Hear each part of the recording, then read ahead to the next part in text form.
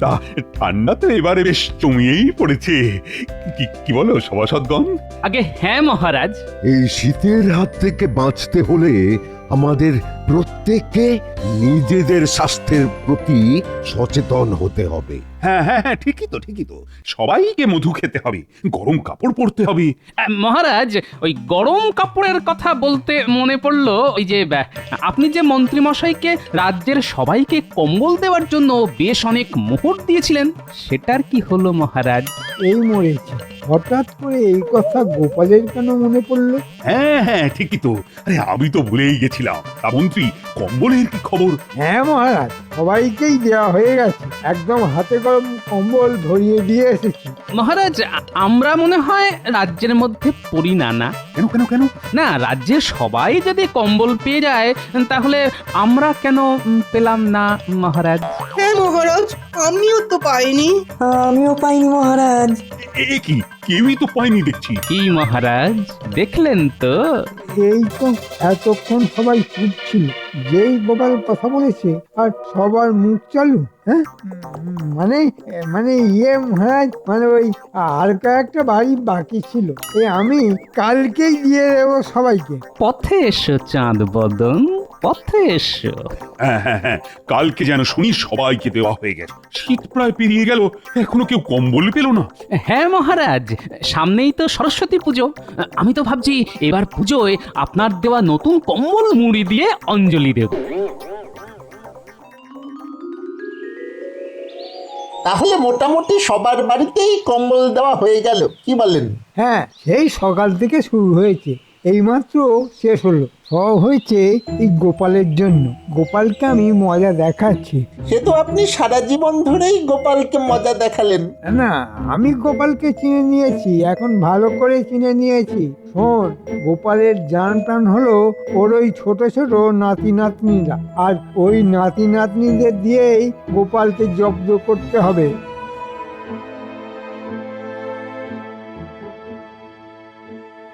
ওই দেখুন, বলতে না বলতেই বাচ্চাদের দল এদিকেই চলে আসছে। এই যে মন্ত্রী মশাই, দিন দিন সরস্বতী পুজোর চাঁদাটা দিন। বাবা, তোরা নিজেরাই এবারে সরস্বতী পুজো করছিস নাকি? হ্যাঁ হ্যাঁ মন্ত্রী মশাই, পড়াশোনা করছি, অল্প বয়স, এই সময় সরস্বতী পুজো করব না? হ্যাঁ, এই তো পেয়েছি গোপালকে জব্দ করার একটা বুদ্ধি পেয়েছি। একই, তাহলে তোরা চাঁদা কেন তুলছিস? তোরা একটা খবর শুনিসনি? কি খবর মন্ত্রী মশাই? আরে, তোদের গোপাল দাদু নিজেই তো বিশাল করে সরস্বতী পুজো করছে, তোদের বলেনি নাকি? কই না তো। ও, তোদের তাহলে এখনো বলেনি, আমাকে তো কয়েকদিন আগেই বলেছে। তোরা এক কাজ কর, বুঝলি? কি কাজ মন্ত্রী মশাই? তোরা গোটা রাজ্যের লোককে প্রসাদ খাবার নিমন্ত্রণ করে দে, তাতে গোপালের একটু সাহায্য হবে। আসলে একা মানুষ তো, কত দিক সামলাবে বল? ও, এই ব্যাপার। নিশ্চয় নিশ্চয়। যা যা, তোরা নিমন্ত্রণটা সেরে ফেল। ঠিক আছে, এক্ষুনি যাচ্ছি।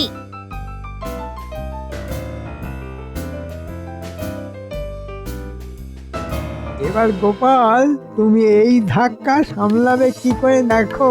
হ্যাঁ, রাজসভায় আমার পিছনে লাগা, এবার আমার দান তুমি সামলাও।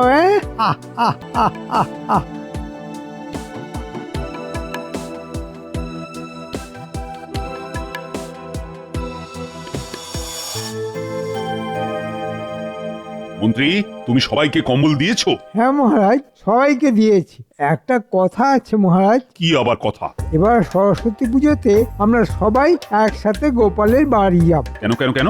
সরস্বতী পুজোয় গোপালের বাড়িতে কেন? গোপাল আবার কি পুজো করছে নাকি? পুজো মানে একেবারে জাঁকিয়ে পুজো, ধুমধাম করে পুজো। জানেন, গোপাল আমাকে বলেছে ওর যাতে আরো বুদ্ধি হয়, তাই মায়ের কাছে মানসিক ছিল এবছর পুজো করবে। গোপাল, সত্যি তো তোমার এত বুদ্ধির আসল কারণটা এবারে আমি জানলাম। তুমি মা সরস্বতীর বন্দনা করবে, তোমার বুদ্ধি বাড়বে, এ তো খুব ভালো কথা। আর গোপাল, আমরা যাচ্ছি তো।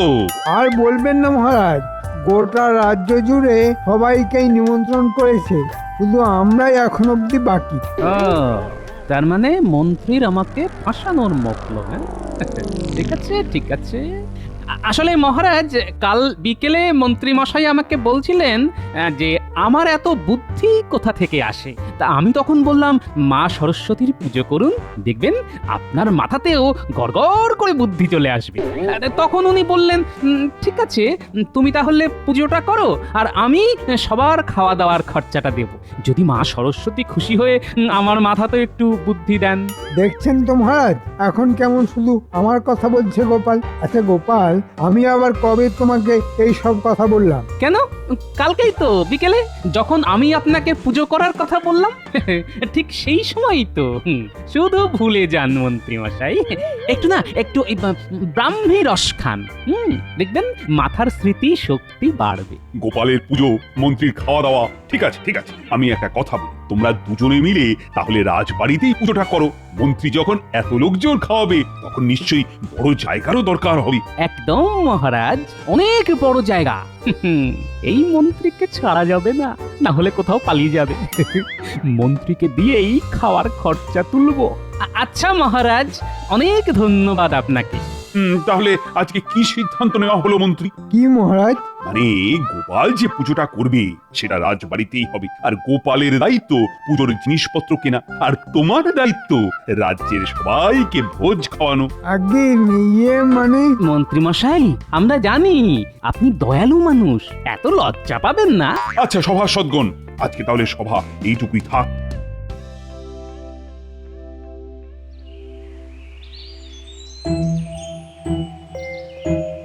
কি এত সন্ধে হয়ে গেল, উনি এখনো বাড়িতে এলেন না? কে জানে বাবা, আজকে রাজসভায় কি এত বৈঠক চলছে? যাই, আমি বরং বাচ্চাগুলোর একটু খোঁজ লাগাই। হ্যাঁ, এই গুলটে, তোরা একটু দাদুর খবর নিয়ে আয় তো। সেই সকালে গেছে, এখনো তোদের দাদু আসলো না। আমি তো কিছুই বুঝতে পারছি না। ঠিক আছে দিদা, আমরা এক্ষুনি খবর নিয়ে আসছি।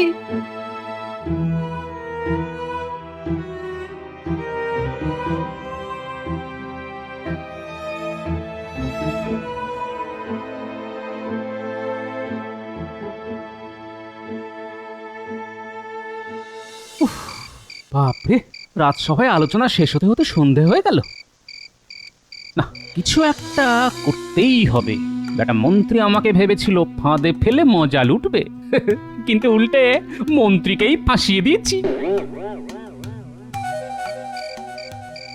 কি গো দাদু, তুমি কি নিজের ঘর বাড়ি সবকিছু ভুলে গেলে নাকি? দিদা তো চোখের জল ফেলে ফেলে বন্যা এনে দেবে এবার। আরে আজকে রাজসভায় দীর্ঘ আলোচনা ছিল রে। শোন, তোদের সাথে যখন দেখা হলো তখন ভালোই হয়েছে। না না দাদু, তুমি বলার আগে আমাদেরও তোমার সাথে অনেক কথা আছে। তুমি আমাদেরকে না বলে নিজের বাড়িতে ধুমধাম করে পুজো করছো শুনলাম। আরে না না, আমি বাড়িতে পুজো করছি না। মন্ত্রী আমাকে বিপদে ফেলার জন্য ওসব বানিয়ে বানিয়ে নিশ্চয়ই বলেছে। যাই হোক, আমিও প্যাঁচে ফেলে মন্ত্রীকেও বিপদে ফেলে দিয়েছি। এই বলেছে দাদু, আমরা তো গ্রাম জুড়ে লোকজনকে নিমন্ত্রণ করে ফেলেছি। সে ভালোই করেছিস, ভালোই করেছিস, কারণ পুজোর খরচা আমি দিলেও লোকজনকে প্রসাদ খাওয়ানোর দায়িত্ব মন্ত্রী মশাইয়ের। তোমার বাড়িতে পুজো হবে, মন্ত্রী মশাই খাওয়াবে, পুরো ব্যাপারটাই কিরকম খিচুড়ি হয়ে যাচ্ছে। শোন, পুজোটা আমার বাড়িতে না, রাজবাড়িতেই হবে। আমি পুজোর বন্দোবস্ত করব, আর মন্ত্রী মশাই খাওয়ানো দাওয়ানোর যাবতীয় খরচা দেবেন। কিন্তু আমরা তো সবাইকে তোমার বাড়িতে আসতে বলে দিয়েছি। তোরা সবাইকে বলে দিবি আমাদের বাড়ির পুজোটা একেবারে রাজবাড়িতেই হচ্ছে, আর পুজোতে সকলের জন্য দারুণ খাওয়া দাওয়ার বন্দোবস্ত রয়েছে। সবাই যেন এসে পুজো দেখে পেট পুরে খেয়ে যায়। আচ্ছা দাদু, আমরা তোমার কথা মতন আবার সকলের বাড়িতে বাড়িতে গিয়ে পরে আসবো। যা, তাড়াতাড়ি চলে যা, আর দিদাকে বলে দিস দাদুর একটু দেরি হবে, আমাকে এখন একটু অন্য কাজে যেতে হবে। ঠিক আছে দাদু।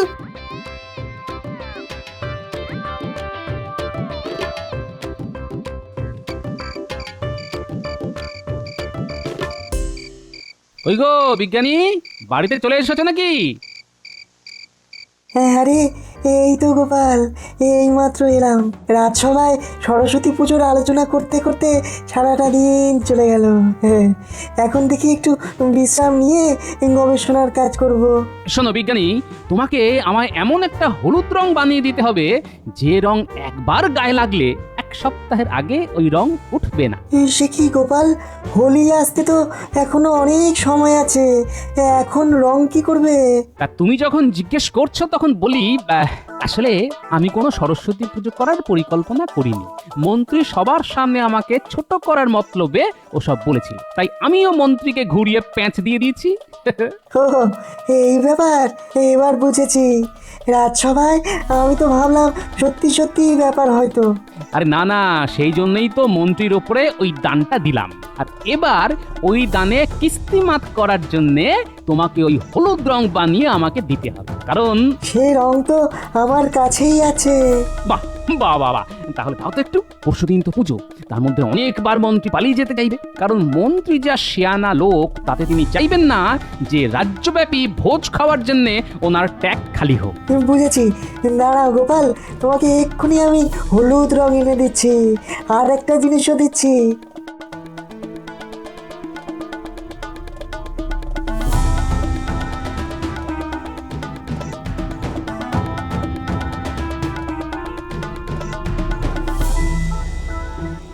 এই নাও গোপাল, এই নাও হলুদ রং, আর এই যে 1 জোড়া দস্তানা।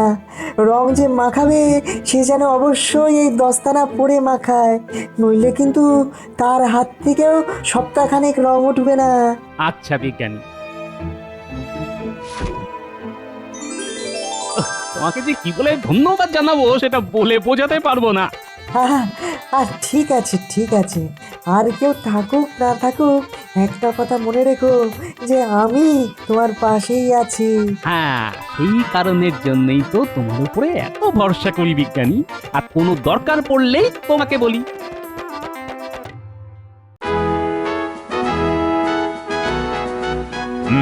কালকে রাত হয়ে যাওয়ার জন্য রাজসভা স্থগিত করতে হয়েছিল, সেই জন্য সরস্বতী পুজোর বাকি আলোচনা আজকেই তাহলে সেরে নেওয়া যাক। যেহেতু এবারে গোপালই পুজোর দায়িত্ব নিচ্ছে, সেই জন্য পুজোর দায়িত্ব অনেকটাই লাঘব হলো। কিন্তু মহারাজ, আমার দায়িত্ব তো বেড়ে গেল।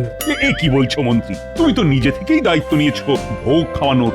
হ্যাঁ মহারাজ, আমি যখন মন্ত্রীকে আমার পুজো করার কথাটা বললাম, ঠিক তখনই মন্ত্রী মশাই আমাকে বললেন যে ওনার মনে অনেক ভক্তি, তাই উনি ভোগ খাওয়ানোর দায়িত্ব নেবেন। কিন্তু মহারাজ, কোনো কিন্তু নয়, কথা যখন দিয়েছো তখন তোমাকে তো দায়িত্ব নিতেই হবে। আমি সব চাল ডাল আলু সবজিওয়ালাদের বলে রাখবো, ওরা জিনিসপত্র দিয়ে যাবে, আর তুমি শুধু ওদেরকে মূল্যটা ধরে দিও, তাহলেই হবে। ঠিক আছে মহারাজ।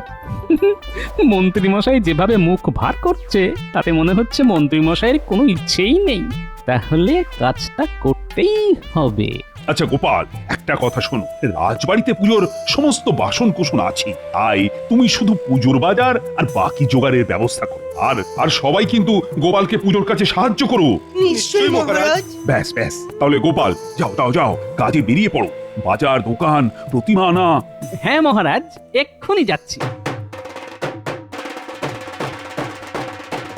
ভাইয়া, সব প্রস্তুত তো? আরে হ্যাঁ হ্যাঁ, সব প্রস্তুত, প্রতিমা সাজানোই আছে, নিয়ে যাও। চলো চলো দাদু, চলো। ওরে, কি মজা, কি মজা! রাজবাড়িতে তাদের পুজো! ওরে! বাহ বাহ বাহ বাহ, তুইও তো দেখছি আমাদের সভাকবির মতোই ছন্দে কথা বলছিস। হ্যাঁ দাদু, গুলটে না অনেক গুণ, আর মাথায় ভরা গুণ। এই, বাজে কথা বলবি না রে প্লা। তোরা এখন ঝগড়াটা বন্ধ কর দেখি, তোদের অনেক কাজ করতে হবে বুঝলি। কি কাজ দাদু? আমরা ঠাকুরকে নিয়ে যাই।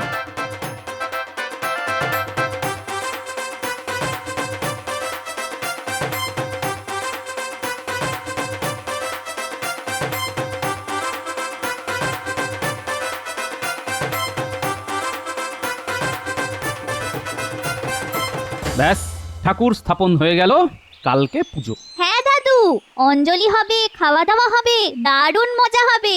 আচ্ছা শোন, মন্ত্রীকে যেহেতু ভোজের সব খরচ দিতে হবে, তাই উনি নিশ্চয়ই চাইবে কোনো না কোনো ভাবে সুযোগ বুঝে হাওয়া হয়ে যাওয়া, সেই জন্যে তোদেরকে কিছু জিনিস দিচ্ছি। এগুলো কি দাদু? একটা হচ্ছে হলুদ রং, আর একটা দস্তানা। আমরা কি করব দাদু? শোন, ভালো করে শোন। যেহেতু মন্ত্রীমশাই চেষ্টা করবে যেন তেন প্রকারে পুজোর আগে হাওয়া হওয়ার, তাই তোরা মন্ত্রীর বাড়িতে আগে ভাগে যাবি, গিয়ে এই দস্তানা পরে কাঁচা হলুদের সাথে এই হলুদ রং মিশিয়ে মন্ত্রীমশাইকে মাখিয়ে দিবি, আর কিছু একটা অজুহাত দিয়ে দিবি, ঠিক আছে?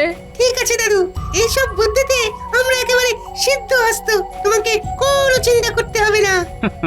মন্ত্রীমশাই, আপনি চলেন ডালে ডালে, আর আমি চলি পাতায় পাতায়।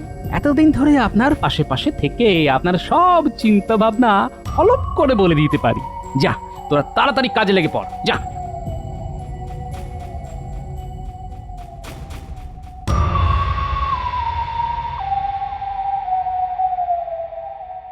গিন্নি, তাড়াতাড়ি চলো, আমাদেরকে আজকের দিনটা বাড়িতে থাকলে চলবে না। হ্যাঁ, চলো চলো, আমি তো সব সময় শাড়ি গুছিয়ে রাখি। চলো কদিন আমার বাপের বাড়ি থেকে ঘুরে আসি। হ্যাঁ, তাই চলো, নইলে অনেকগুলো টাকা বেরিয়ে যাবে। কি মরতে যে গোপালের পিছনে লাগতে গিয়েছিলাম। মন্ত্রীমশাই, ও মন্ত্রীমশাই, এ কি, এত সকালে আবার কে এলো? আমরা মন্ত্রী মশাই, আমরা একটু এদিকে আসুন তো দেখি।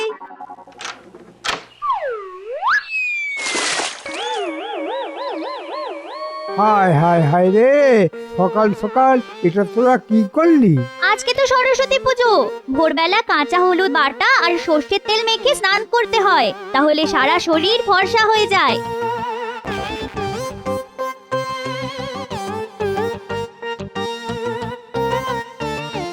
এই তুমি তাড়াতাড়ি মুখে থেকে হলুদটা তোলো সাবান দিয়ে, আমাদের বেরোতে হবে তো। হ্যাঁ হ্যাঁ গিন্নি, এক্ষুনি করছি, নইলে শাশুড়ি মা আমাকে জামাই বলে চিনতেই পারবে না।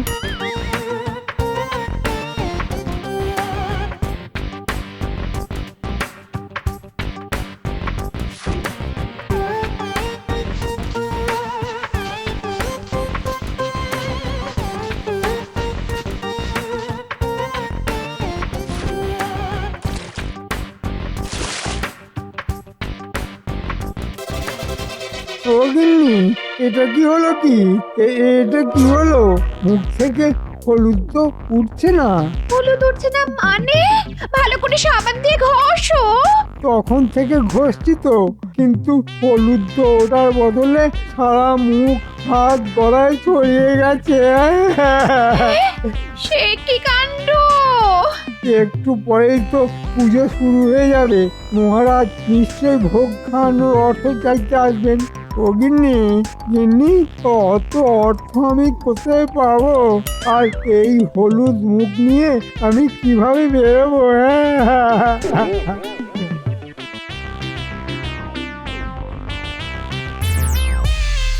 কি পুজোর সব জোগাড় তো হয়ে গেল, কিন্তু মন্ত্রী তো এখনো এলো না।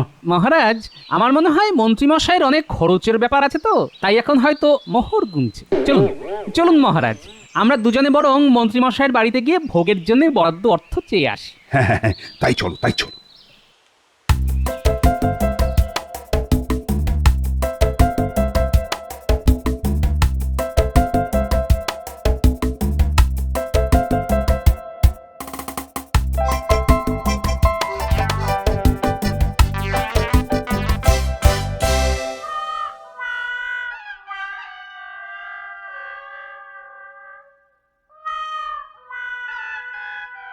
কি মন্ত্রীমশাই, আপনার পুরো মুখ হলুদ, এবার এই হলুদ মুখ নিয়ে বাইরে বের হবেন কি করে? মহারাজ, গোপালের নাতি নাতনিরা আমার এই অবস্থা করেছে।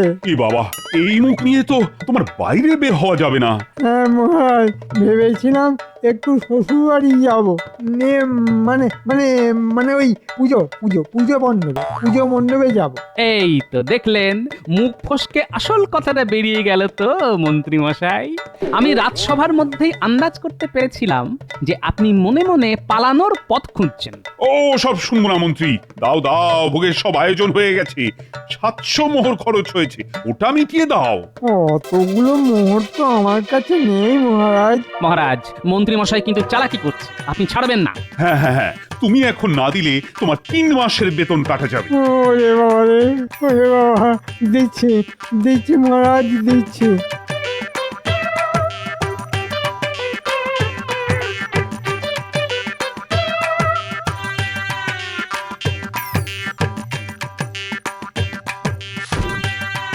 হায় হায় হায় হায় এতে পরে সব জমানো অর্থ সব মোহর বেরিয়ে গেল।